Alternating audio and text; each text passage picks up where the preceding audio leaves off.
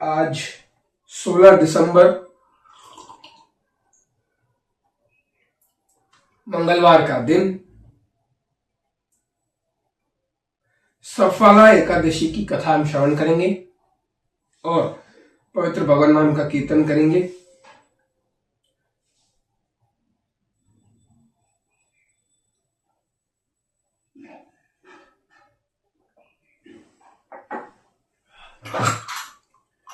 तो आइए सबसे पहले हम कीर्तन करते हैं।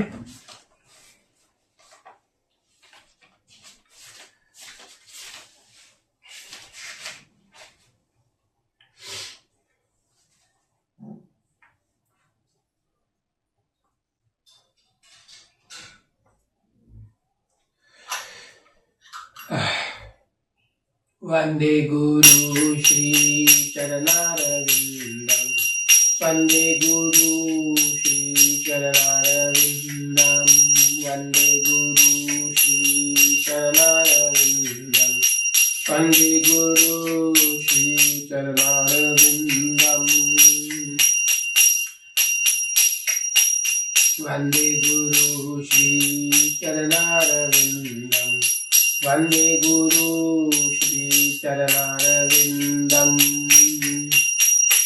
मैं तो जपूं सदा तेरा नाम, सतगुरु दया करो, दया करो, कृपा करो, दया करो, कृपा करो, मुझे अपना बना लो मेरे राम, सतगुरु दया करो, मुझे अपना बना लो मेरे राम, सतगुरु दया करो। हरे कृष्णा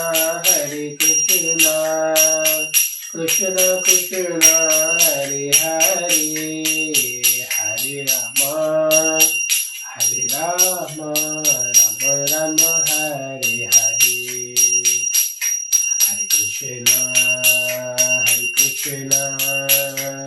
कृष्ण कृष्ण हरे हरे, हरे राम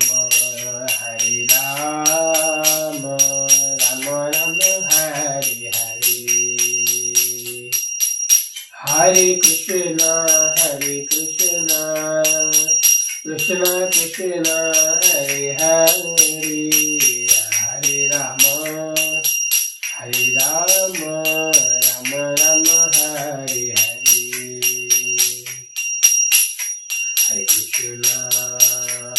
कृष्ण कृष्ण कृष्ण हरे हरे, हरे राम राम राम हरे हरे। आइए सब मेरे साथ मंगलाचरण करेंगे। ओम नमो भगवते वासुदेवाय, ओम नमो भगवते वासुदेवाय, ओम नमो भगवते वासुदेवाय, कृष्णाय वासुदेवाय, देवकी नंदनाय च, नंद गोप कुमाराय गोविंदाय नमो नमः। हे कृष्ण करुणा सिंधु दीनबंधु जगतपति, गोपेश गोपिका कांता राधा कांत नमोस्तुते, तप्ता कंचन गौरांगी राधे वृंदावनेश्वरी, वृषभानुसुत देवी प्रणमामि हरिप्रिया, श्री कृष्ण चैतन्य प्रभु नित्यानंद, श्री अद्वैत गदाधर शिवासादि गौर भक्तवृंद। हरे कृष्ण कृष्ण कृष्ण हरे हरे, हरे राम राम राम हरे हरे। नमो विष्णुपदाय कृष्ण पृष्ठाय भूतले, श्रीमते मधुसूदनाय बापूजी इति नामिने, नमस्ते मधुसूदनाय भक्तिपाद प्रियाय ते, दुर्लभ कृष्ण भक्ति ही अति सरल कारिणे।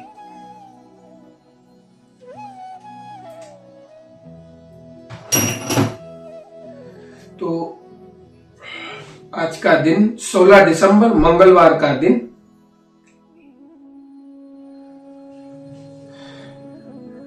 सफला एकादशी कथा हम सुनेंगे और अपने आप को जितना हो सके हरि सेवा हरि भजन से जोड़ के रखेंगे। तो चलिए कथा की ओर चलते हैं। श्री युधिष्ठिर बोले, हे भगवान, पौष माह के कृष्ण पक्ष की एकादशी का क्या नाम है? इस दिन कौन से देवता की पूजा व विधि क्या है, यह सब समझाइए। श्री कृष्ण भगवान बोले, हे राजन, मैं आपके प्रश्नों का उत्तर देता हूँ। दान देने वाले की अपेक्षा में व्रत करने वाले से प्रसन्न हूँ। कौन कह रहा है ये? भगवान बोल रहे हैं कि जो व्यक्ति दान नहीं देगा, मतलब दान ऐसा नहीं मत करना, हमारी कमाई का 10%, हम 10,000 कमा रहे हैं तो 1,000 रुपए दान देना जरूरी है। तो जितना हो सके हम प्रयास करेंगे। और मैं मेरे ठाकुर राधा वृंदावन चंद्र से प्रार्थना करता हूँ, मेरे गौर नेता से प्रार्थना करता हूँ कि मुझे ऐसी ऐसी सेवाएं दो, ऐसी ऐसी सेवाएं दो, भारत भूमि की सेवा दो, गौ सेवा दो, और गरीब कन्याओं की शादियों की सेवा दो। मुझे ऐसी बड़ी बड़ी सेवाएं दो प्रभु, ताकि मैं जितना हो सके ये अपना जीवन समाज सेवा में अग्रसर कर सकूं और समाज सेवा कर सकूं और एक अच्छा निमित्त मात्र बनूं मेरे हरि के सेवा के लिए। मैं तो रोज प्रार्थना करता हूं कि मुझे बड़ी बड़ी सेवाएं दो प्रभु, मैं करने के लिए तैयार हूं, भले कितने भी कष्ट आए, दुख आए, पीड़ाएं आए, लेकिन मैं सेवा करने से नहीं हटूंगा। तो सेवा करनी जरूरी है, दान पुण्य करना भी जरूरी है। लेकिन कलयुग के लोग, जैसे कि कलयुग का आगमन हुआ था, तब उन्होंने प्रश्न किया था कि हाथी पूरा एक सुई के छेद में से निकल गया लेकिन उसकी पूंछ अटक गई। ये कलयुग ने, मुझे याद नहीं आ रहा, शायद भीम से ही प्रश्न किया था। तो देखिए, व्यक्ति आज का कलयुग का इंसान सब कुछ कर लेगा, अपने बच्चों के लिए तक करेगा, अपने लिए कुछ भी करेगा, यहाँ तक कि बेईमानी भी करेगा, बिजनेस में कुछ भी करेगा, लेकिन दान देने में उसकी पूंछ अटकती है, वो दान नहीं दे पाएगा। तो भगवान यहाँ कह रहे हैं कि मैं व्रत करने वाले से प्रसन्न हूं। किसका व्रत? भाई सोमवार का व्रत, भाई मंगलवार का व्रत, भाई किसी देवी देवता का व्रत नहीं, एकादशी का व्रत। तो एकादशी करने से, एकादशी का व्रत करने से कृष्ण खुश होते हैं। हमें संसार को खुश कर करके थक जाएंगे, थक के मर भी जाएंगे, संसार खुश होने वाला नहीं है। तो हम एकादशी का खाली एक दिन व्रत रखेंगे, अन्न से हम परहेज रखेंगे, अन्न को उस दिन नहीं ग्रहण करेंगे, क्योंकि उस दिन अन्न में ऐसा कहा जाता है कि अन्न में भी कलयुग का वास होता है एकादशी वाले दिन। वैसे कलयुग का स्थान 4 जगह पे है, भागवत में इसकी चर्चा आती है। जब परीक्षित महाराज ने पूछा कि मैं कहाँ रहूं, मेरा तो समय आ गया है, कलयुग है, मैं आ गया हूं, अब मैं नहीं जा सकता वापस। तो कहा, तुम कहाँ रहोगे भाई? जहां जुआ खेलते हैं, बेईमानी करते हैं, क्रिकेट में सट्टा खेलते हैं वहां, और अवैध संबंध, जहां गलत अनैतिक कार्य होते हैं, वहां मांस बेचा जाता है, मांस खाया जाता है। बड़ी बड़ी होटलें देखिए, 5 स्टार होटलों में ये चिकन बिकता है, पता नहीं क्या क्या बिकता है, वहां कलयुग है। जहां शराब बिकती है, शराब पीते हैं लोग, ये 4 जगह पे कलयुग का वास है। तो ये सब है। और 5वां कहा जाता है शास्त्रों और साधु के द्वारा कि 5वां स्थान कलयुग का अन्न में भी होता है, लेकिन एकादशी वाले दिन। और वो अन्न खाने से, एकादशी के दिन वो अन्न खाने से हमारे वो जो पाप बढ़ते हैं, पाप का बैलेंस जो बढ़ता है, उसे काटना मुश्किल है। तो जितना हो सके हम एकादशी का व्रत अवश्य करेंगे। और किसी को दवाई ववाई लेनी हो, कोई बुजुर्ग व्यक्ति है, तो थोड़ा बहुत फलाहार करे, थोड़ा कुछ खा के वो दवाई ले सकता है, ऐसे जरूरी नहीं है, एक दिन की बात है। अब आप इस एकादशी का व्रत का महात्म्य सुनो। पौष माह के कृष्ण पक्ष की एकादशी का नाम सफला है। इस एकादशी के दिन देवता नारायण है। इसका पूर्वोक्त विधि अनुसार व्रत करना चाहिए और नारायण जी की पूजा करनी चाहिए। जो मनुष्य एकादशी के व्रत तथा मेरा पूजन करते हैं वे धन्य हैं। सफला एकादशी में मुझे ऋतु के अनुकूल फल अर्पण करें, अर्थात नारियल, नींबू, अनार, सुपारी आदि, धूप, दीप, पुष्प आदि से मेरी 16 प्रकार से पूजा करें। अब देखिए, भगवान ने यहाँ पे अनुष्ठान बताए हैं। तो आप तो कहोगे, प्रभु हम तो ऑफिस जाते हैं, सुबह जाना होता है, भागना होता है, ट्रेन पकड़नी होती है, और फिर नहीं जाते तो आधे दिन की पगार कट जाती है। आप तो ये प्रश्न करोगे, हाँ ये सही बात है, मैं खुद भी जॉब करता हूँ, मेरी भी आधे दिन की पगार कटती है। तो क्या करें? जब भी समय मिले, हमारे बापूजी सरकार कहते हैं, जब भी समय मिले हम ट्रेन में, बस में, कहीं भी जाएं, अपनी माला अपने साथ रखें।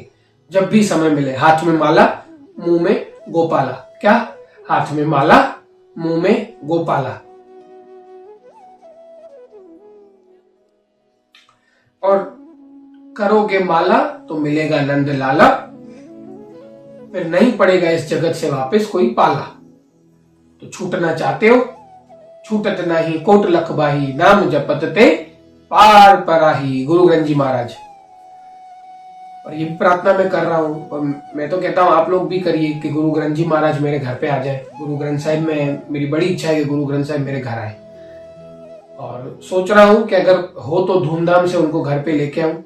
कोशिश मेरी यही है, आगे जैसी हरी इच्छा हो, गुरु ग्रंथ जी महाराज मेरे घर पे आए। तो जितना हो सके घर में गीता, भगवद गीता, श्रीमद् भागवतम, महाभारत, ऐसे शास्त्रों को हमें घर पे रखना चाहिए। और प्रभुपाद जी तो आज्ञा देते ही हैं। प्रभुपाद जी के सारे शास्त्र प्रभुपाद जी की कृपा से, बापू जी की कृपा से मेरे घर पे हैं, और मैं थोड़ा बहुत उसको पढ़ने का प्रयास भी कर रहा हूं। और इस दिन दीपदान तथा रात्रि को जागरण करना चाहिए। तो हमें बस कुछ नहीं करना है, संकीर्तन यज्ञ। हम कहीं भी हो, कहां भी हो, हाथ में माला, मुंह में गोपाला। तो हम जहां कहीं भी हो माला करें। उस दिन एकादशी है, ट्रेन में आते जाते बातें करने से बढ़िया है हम माला करें या शास्त्रों का पठन करें, अध्ययन करें।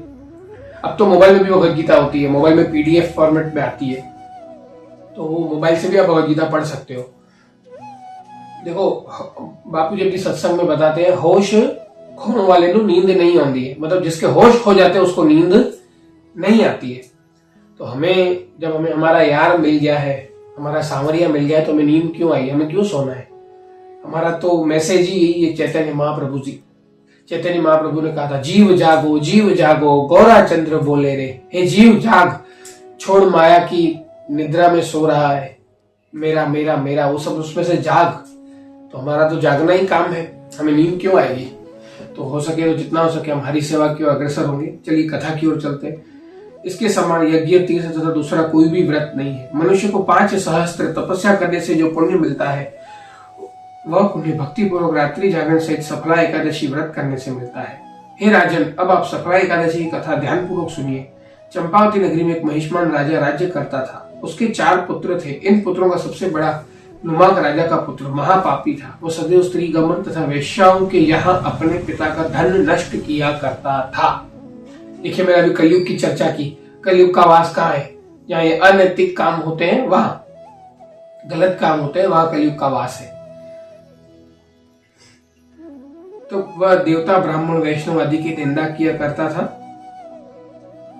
जब पिता को अपने बड़े पुत्र के बारे में समाचार ज्ञात हो तो अपने राज्य से निकाल दिया। अब कहते हैं ना, संत का निंदक परमेश्वर मारा। जो संत का निंदा करता है, संत की बुराइयां करता है, ब्राह्मणों की बुराइयां करता है, वैष्णव की बुराइयां करता है, उसको परमेश्वर भी माफ नहीं करता। लेकिन कृष्ण दयालु है, दया के सागर है। अपिचेत सो दुराचारो, आगे इस कथा में आएगा वो श्लोक कैसे सिद्ध होता है। भगवान ने देखिए क्या किया, कैसी कृपा की राजा के पुत्र पर।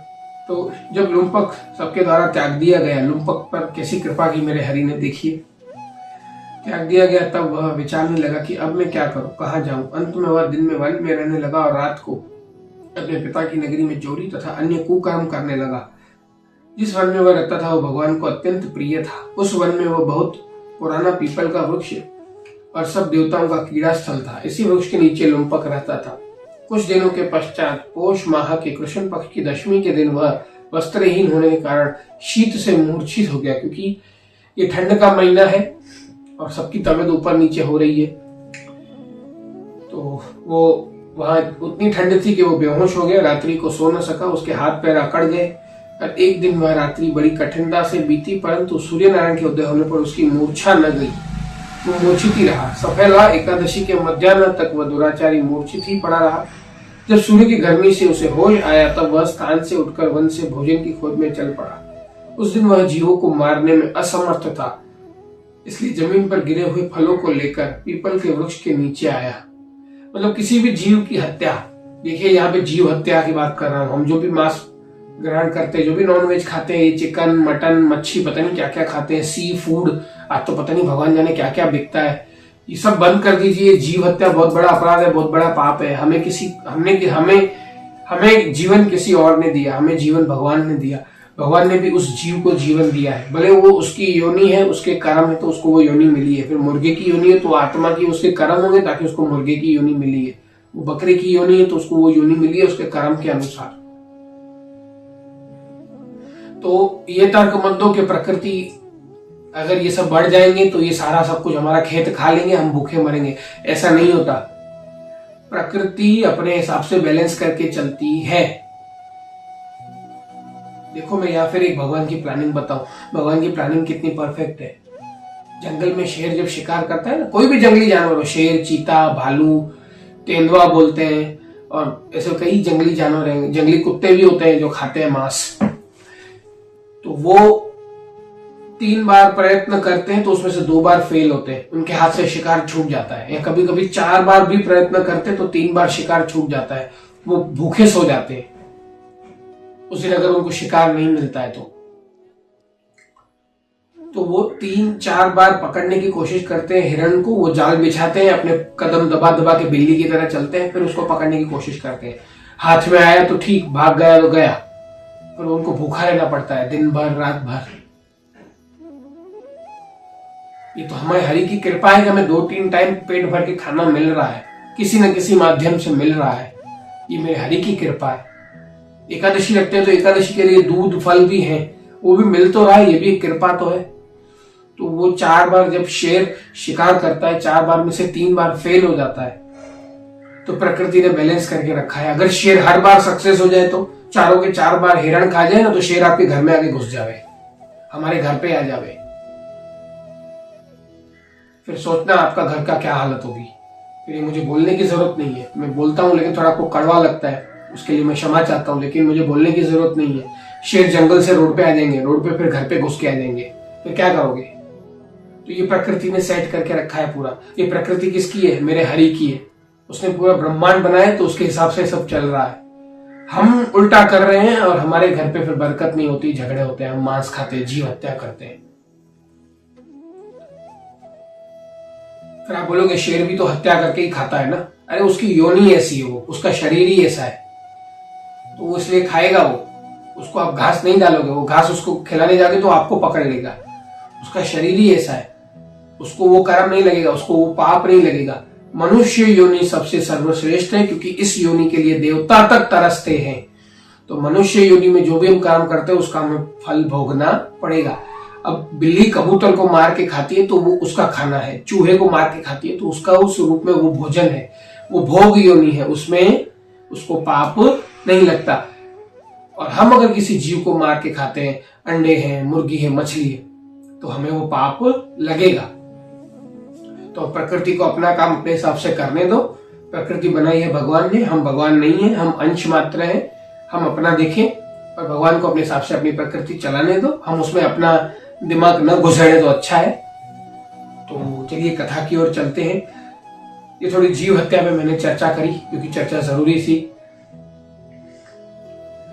तो उसने उस दिन फल खाए और सूर्य भगवान अस्ताचल के प्रस्थान कर गए और फलों को पीपल की जड़ के पास रखकर कहने लगा कि हे भगवान, इन फलों से आप ही तृप्त होवे, ऐसा कहकर वह रोने लगा और रात्रि को उसे नींद न आई। इस महापापी के व्रत तथा रात्रि के जागरण से भगवान अत्यंत प्रसन्न, उसके समस्त पाप नष्ट हो गए।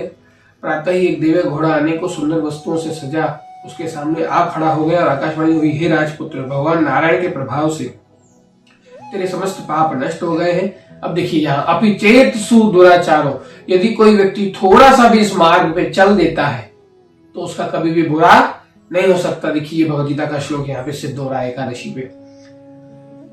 अब तू अपने पिता के पास जाकर राज्य प्राप्त कर। लुम्पक ने ऐसी आकाशवाणी सुनी तो वह अत्यंत प्रसन्न हुआ और भगवान आपकी जय हो ऐसा कहता हुआ सुंदर वस्तु को धारण कर अपने पिता के पास गया। उसने संपूर्ण कथा कह सुनाई और पिता ने अपने राजभार सौंप कर वन का रास्ता लिया और पिता भी उससे प्रसन्न हो गए। देखिए हरि को खुश किया, जड़ में पानी डालो, पत्तियां अपने आप हरी भरी हो जाती है। देखिए उसने कृष्ण को खुश किया, उसने एकादशी अनजाने में रख ली, हमने तो होश हवास में रखी है। गुरु की कृपा से, गुरु को वचनों को सुनकर तो हमारा क्या होगा, सोचिए हमारा कितना अच्छा होगा। तो वो एकादशी उसने रखी और उसके पिता ने वन की ओर प्रस्थान किया और वहां पर भगवान प्राप्ति के लिए चले गए। अब लुम्पक शास्त्रानुसार राज्य करने लगा। उसके स्त्री पुत्र आदि भी परम भक्त बन गए। वृद्धावस्था आने पर वह पुत्र की गद्दी दे भगवान का भजन करने के लिए वन में चला गया और अंत में विष्णु लोक को चला गया। देखिए उसका पहले कैसे पापमय जीवन था, लेकिन जैसे एकादशी व्रत रखा उसके सारे पाप यूं नष्ट हो गए। भक्ति पूर्वक जो मनुष्य सफला एकादशी का व्रत करता है वह अंत में मुक्ति पाते हैं। जो मनुष्य भक्ति पूर्वक सफला एकादशी का व्रत नहीं करते हैं वे पूंछ और सींग से रहित पशु तुल्य हैं। देखिए यहाँ पे लिखा है शास्त्र में, जो एकादशी का व्रत नहीं करते हैं वो पशु तुल्य है। सफला एकादशी के महात्म्य का पठन व श्रवण करने से अश्वमेध यज्ञ का फल मिलता है। देखिए ये सब तो व्रत अनुष्ठान यज्ञ इन सब की भी अपनी मर्यादाएं हैं, इन सब का हम रिस्पेक्ट करते हैं, आदर करते हैं, लेकिन कलयुग में संकीर्तन यज्ञ सबसे सर्वश्रेष्ठ है। तो इसी के साथ में कथा को विराम देता हूँ। हरे कृष्ण कृष्ण कृष्ण हरे हरे, हरे राम राम राम हरे हरे। बोल बापू जी सरकार की जय। कीर्तनानंद स्वामी शील भक्तिपाद की जय। शील प्रभुपाद की जय। निताई गौर हरि बोल।